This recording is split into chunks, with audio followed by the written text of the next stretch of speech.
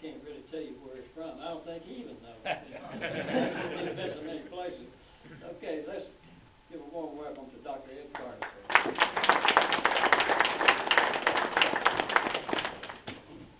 Thank you. Let's see if I can get my equipment to work.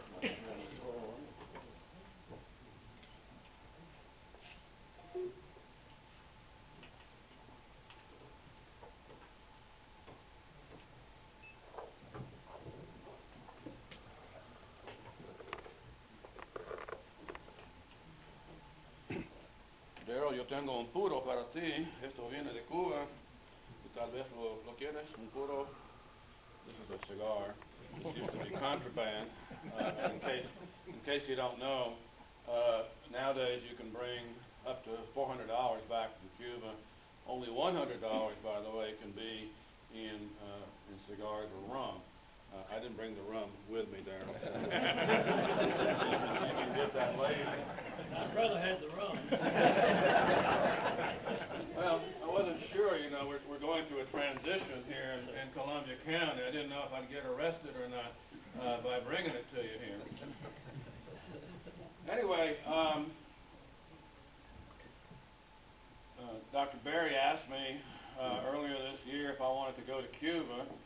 A few seconds later, I said yes, and so we went there in June. The reason that SAU is interested in going to Cuba is to potentially set up a faculty-student exchange, and so that's why I went. And let me give you a little bit more background. I spent 3 years in Havana from 1957 to 1960. My father worked for the American Embassy there, and we actually drove down to Key West in our '57 Chevy, seafoam green, by the way, with a white top, 4 doors, okay, with one electric antenna on the right-hand side. I think it's still running there. Well, I was looking for it, I never did see it. And so we drove off the boat right into town, and then when we left at a DC-3 in 1960. We left before relations were broken, by the way, and while I was there, I made sure that to tell people that if they were younger than I was, then they weren't there when the revolution was, and I was. So I had that trump card in my pocket the whole time. I learned Spanish, obviously. I spent 13 years in South America in 4 different countries, and this was the first time that I was able to get back to Latin America. And it was interesting that the longer I was there, the better my Spanish got, I believe. Now, you can't just go to Cuba today if you're an American. That's probably going to change soon. There are 2 ways to go. One is some kind of educational program, and the other is a people-to-people program. So what we went on was a people-to-people program sponsored by the Arkansas Chamber of Commerce. We had a bunch of rice farmers with us. They were there trying to sell rice and trying to make that easier. But the Cubans consider us tourists. Okay, so we have tourist visas and that kind of thing. But you can't go to Cuba, go to Baradero for 7 days, and just sit on the beach. You got to do stuff. And I'll talk about some of the things that we did. We took a charter plane out of Miami very early in the morning, and this is some of the group.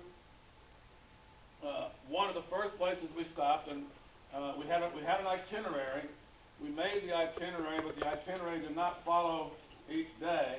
So the first thing they told us was, look, you know, we're going to tell you about the F word, and the F word is flexibility. Okay, so this first stop was supposed to happen like on the 2nd or 3rd day of our tour. Jose Fuster is an artist, and everybody goes there, and this is his house, and he took his house, which used to be an old wooden ramshackle place, and he's done all of this stuff to it, and so nearly everybody who goes to Cuba stops at this place, and he's doing the whole neighborhood like this. And it was pouring rain while we were there, and there was 2 buses parked out in the alley, and a garage opened up like a neighbor selling trinkets. Okay? So one of the things that I think is happening down there, because the money is so short, that Raul Castro is actually creating a nation of small entrepreneurs, taxi drivers. You can rent, they're allowed to rent their homes and rooms and that kind of thing.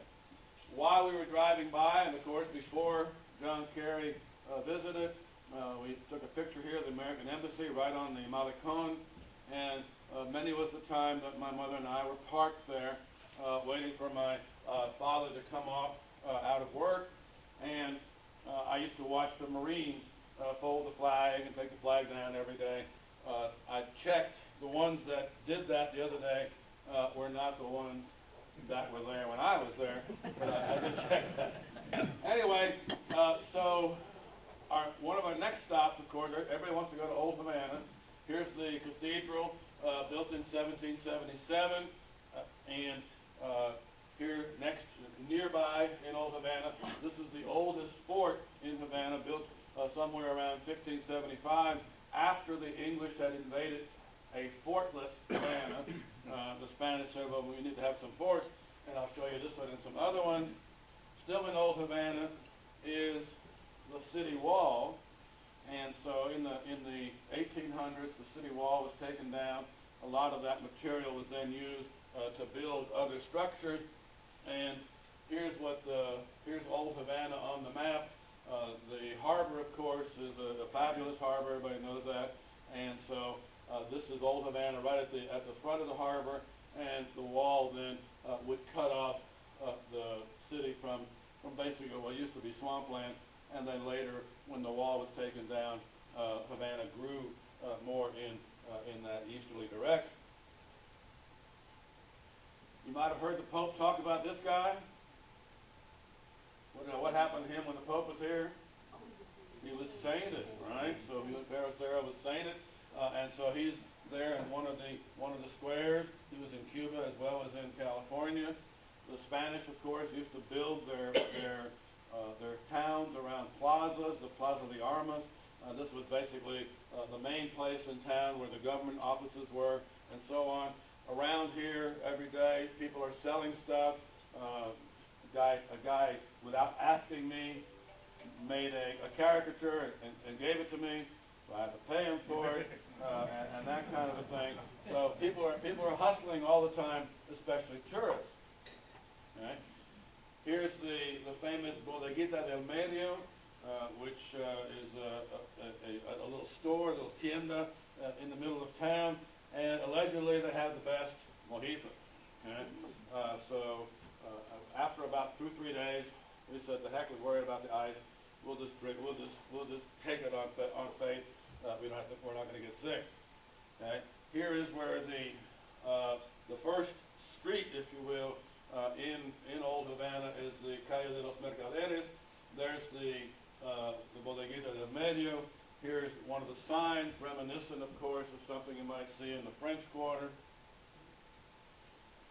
These two guys accosted me and wanted to sing a song for us, so I made them sing a traditional Cuban song. One of the guys knew it, the other guy didn't, and so then I had to pay him. So you gotta keep some money in your pocket. Even if you go to the bathroom, there's going to be an attendant there handing you out toilet paper and that kind of thing, paper towels. So tipping is everywhere. Lots of animals. Okay, so this dog had just been gently ushered out of the bar by the bartender. I mean, literally, he wasn't nothing nasty about it. The dog's kind of wandering around, and this is the bar that Hemingway liked to stay at. So I said, well, if it was good enough for Hemingway, then it's good enough for me. So now we're going to kind of move east. I want to show you some scenes from outside of the old city. And of course, the old city is overcrowded, and they're trying to get people to move out. They will actually build you a house, 3 bedrooms, 2 baths, near the airport if you agree to move out of the old city. Not very many people take that up. Cuban capital is under construction, so there's nothing in there right now. If you look down the road there, you can see the Capitol building and some of the old structures. Everything is crumbling, okay? And so a lot of the stuff is crumbling. Gas stations, I'll talk more about cars. I know everybody wants to hear about the cars here in a bit. Another street corner here where just random pictures. Laundry, so dryers, nobody's got electric dryers apparently. Laundry hanging from the windows. This is no longer the Havana Hilton. This is, if you look there, it says Cuba Libre, but this was the old Hilton built in the 50s. And again, think about it, tourism has been going on all these 55 years, and the hotel we stayed at was a Spanish hotel, and so here's another opportunity for a lost opportunity. Policemen everywhere. This is one of the few that I saw armed. Okay, so nearly every street corner has a policeman.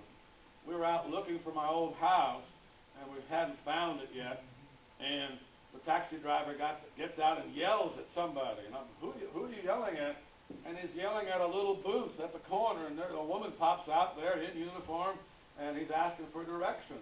And so everywhere you go, there's police, but very few are armed, or obviously armed.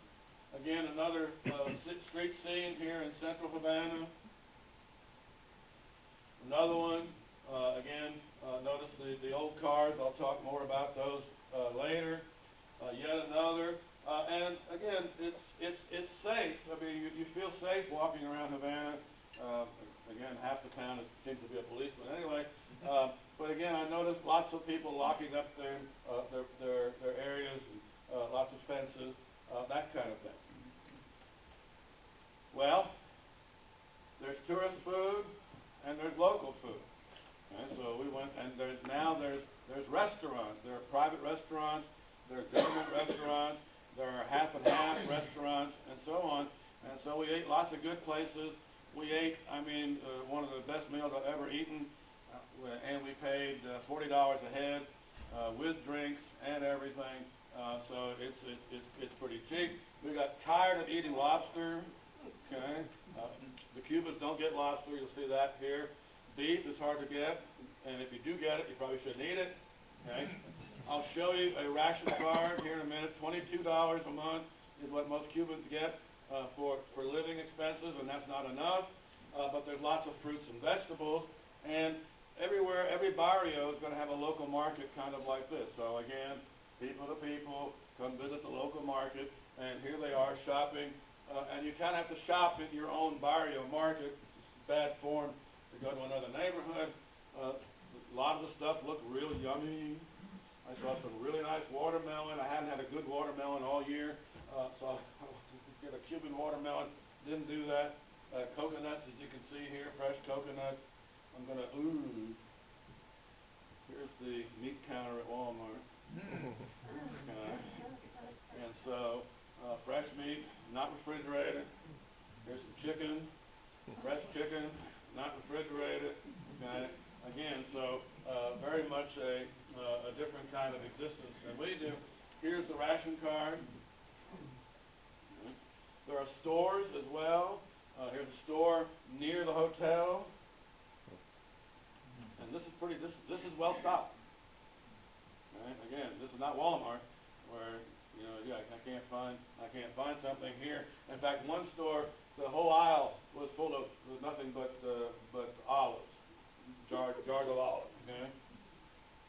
All right, let's get back to my mission now, if you will. So my job was to contact some folks at the University of Havana and other places, and so I took a day and a half off from the tour, and I was kind of freelancing it, and so I got in the cab, went by the University of Havana, and it took me a while, literally, to find this office, the Office of International Relations.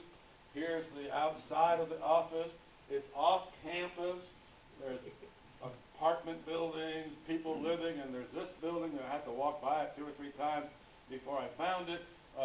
Chit-chatted with them, left them some SAU materials. I tried to give them 3 T-shirts. They wouldn't take them. I insisted.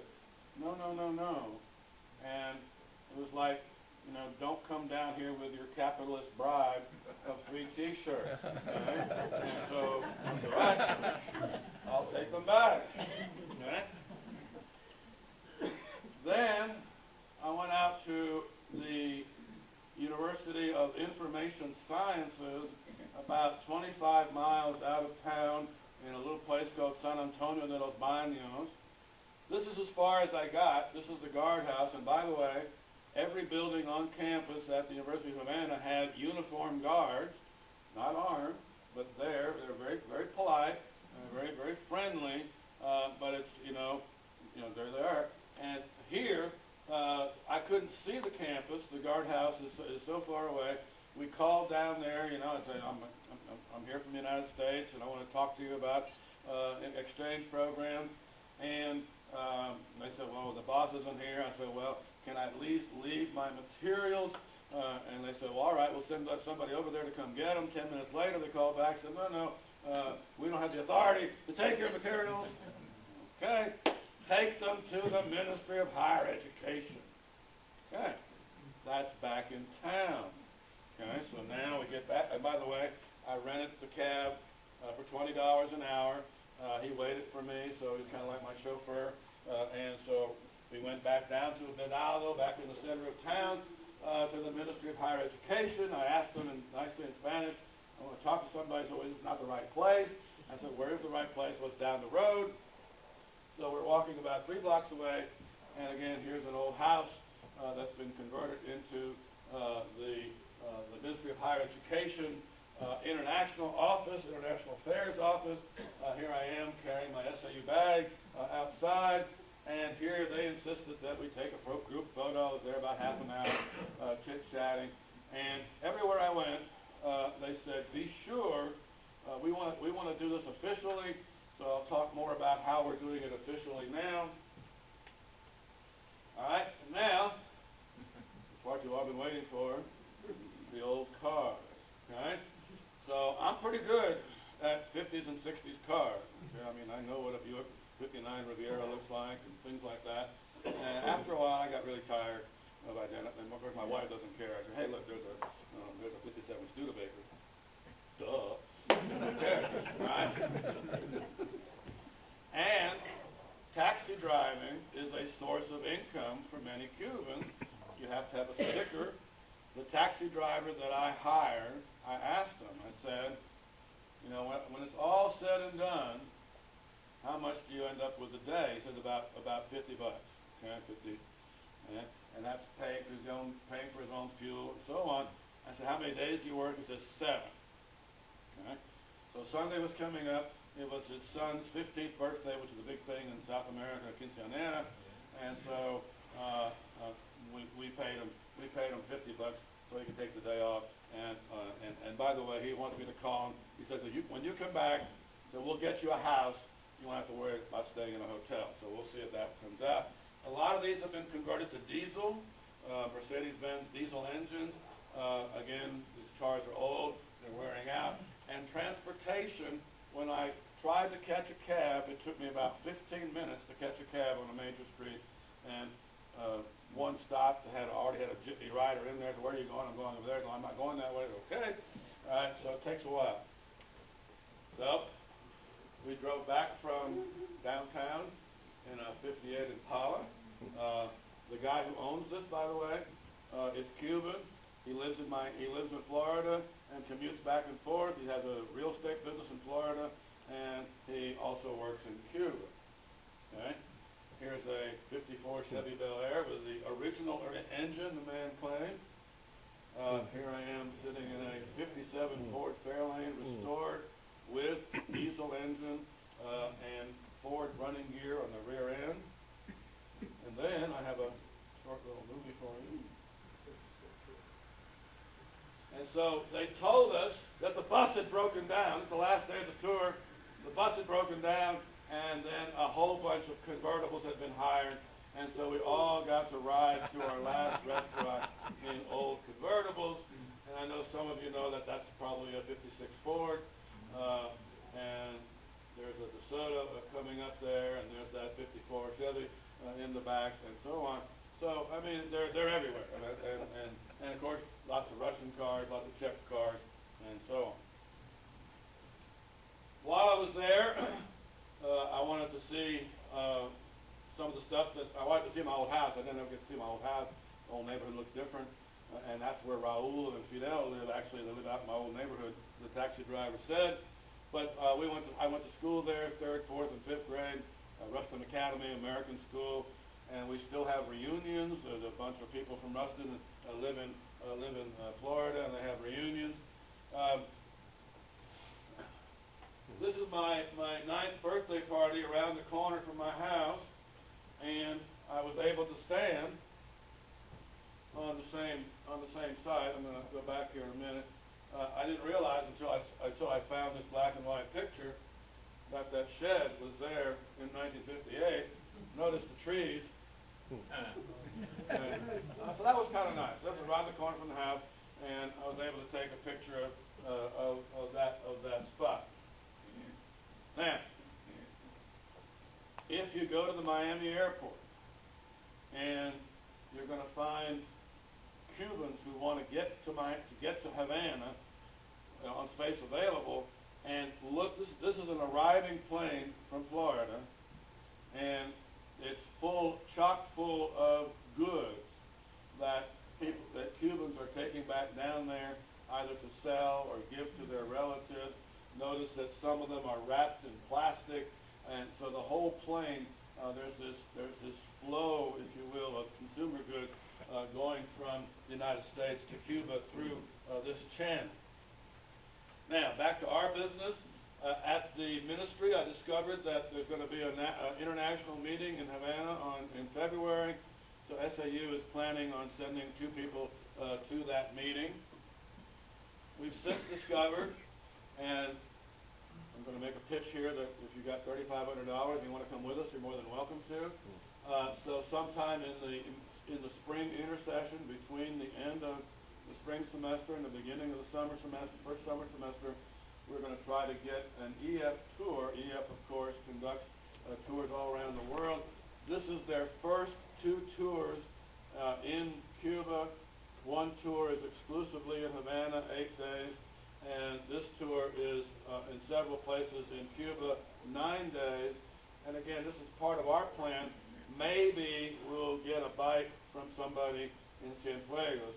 Maybe we'll get a bite from somebody in Santa Clara. So we kind of want to spread a wider net here when we go and talk about exchange programs. We have a committee, ad hoc committee, and we've put together some ideas here of what we could offer as education for not only Cubans but anybody. One is decorative concrete, which Steve Oakes does. Another is marine biology, which makes perfect sense between us and Cuba. Gaming, of course, has been a big program for us. Agricultural science also makes sense, and as does English for second language and cultural exchange. So we're in the process of preparing brochures in Spanish to take down to that meeting in February, hand those out, and try to make contacts, face-to-face contacts with these folks. Then, down the road, we'd like to have Cubans and others, of course, come to our place. They don't have summer school, so summers would be a good time for them. We have, of course, an arrangement with the lab in Mississippi, the Marine Biology Lab. That's a biggie. Spanish immersion would be something that we could send our students down there, again, to do. The decorative concrete projects, they might learn how to do them here and then do their projects down there. And, of course, maybe at some point even offer Southern Arkansas University courses in Spanish in Cuba. Okay? Now, there's obviously lots of issues here. One issue, of course, is there's no money in Cuba. Another issue is the president says we got to be self-sustaining. This can't be a money pit for SAU. And, of course, the language barrier is another issue. The SAU Foundation, of course, is looking for student money for all travel and has done a pretty good job in the last couple of years. For instance, they've provided scholarships to the level of 50% for travel to China, travel to Europe, and so on. So we're hoping that that would happen for us. And then what would the Cubans provide? We'd negotiate, well, if we send somebody down there, we'll pay to send them down there. You feed them, you put them up while they're there. So, this is going to be a long project. We're in it for a long haul. It'll start small. We might send one faculty member, one student the first time, and see what happens from there. Obviously, we've got other big things around us, the embargo and Congress and who knows what else, the elections coming up, that kind of a thing. Again, it's closer for us than sending students to China or to China or to Europe, and we're not alone. Okay, so there's lots of other universities that want to do this. We have to then provide programs that somebody else won't provide, make ourselves stand out, and of course, I think it's time for this kind of thing to happen. So I'd like to thank Daryl for inviting me.